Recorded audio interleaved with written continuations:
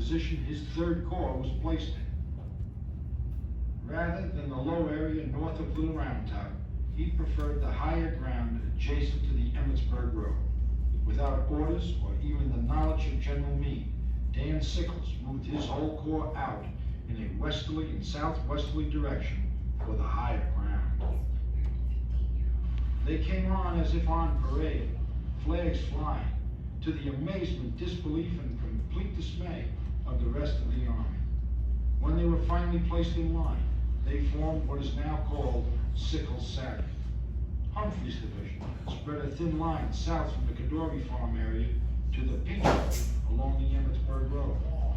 Here, Birney's division took over, placing brigades from the Peach Orchard running southeast to Devil's Den. This overextended line left the whole Union fish hook in great danger. Not only was it thin, but Sickles had placed no troops on Little Round Top, the key to the southern portion of the line. Upon Meade's arrival at the center of Sickles' line and seeing his displeasure, Sickles offered to withdraw. Meade recognized that the heavy skirmishing and artillery fire was the prelude to an all-out attack. He ordered Sickles to hold, and he would send in the whole 5th Corps and parts of the 2nd to assist. He would hold the newly arrived elements of the 6th Corps in reserve to assist the right of his line. At 4 p.m., Confederate General James Longstreet launched his attack in echelon. Brigades of Hood's and McClaw's divisions moving in one at a time from their right to their left. The idea was to roll up the Union left flank and drive it north parallel with the Emmitsburg Road against the Union line on North Cemetery Ridge and Hill. As the Confederates struck, the hills known as Big Round Top and Little Round Top began to receive the attention they deserved. Big Round Top, covered in trees, was ruled out because of the lack of opportunity to use artillery or infantry in the heavy woods. But the open western slope of Little Round Top invited military occupation. As the Confederate attack pushed into Devil's Den, the only Union presence on that hill was a detachment of Signal Corps soldiers and one general, Governor Kimball Warren of the Union Engineers.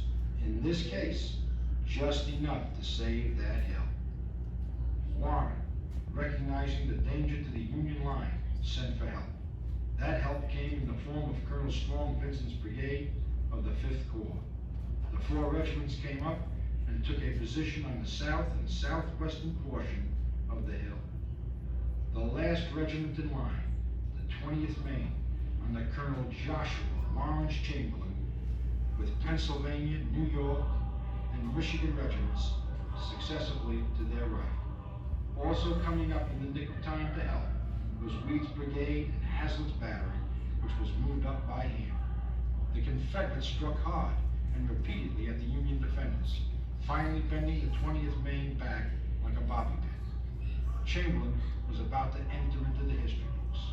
With his troops reduced by half, almost out of ammunition, Chamberlain gave the order, bayonets! And then, straightening his lines, he ordered the charge.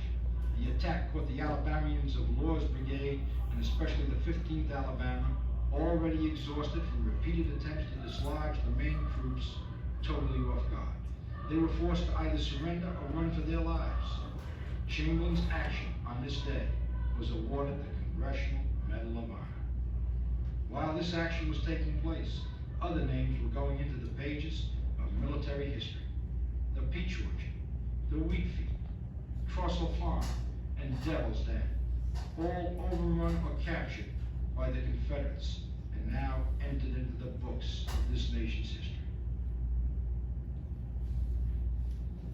The fighting in the Wheat Field and Lower Wheat Field would result in over 6,000 casualties in just a few hours, making it one of the most deadly fields in our history.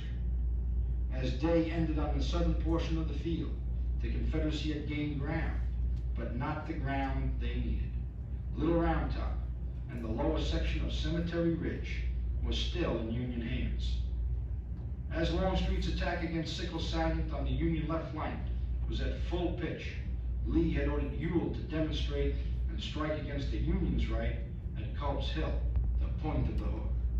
The attack, which was supposed to be in concert with Longstreet, did not get started until 6 p.m., 2 hours after the attack south of town.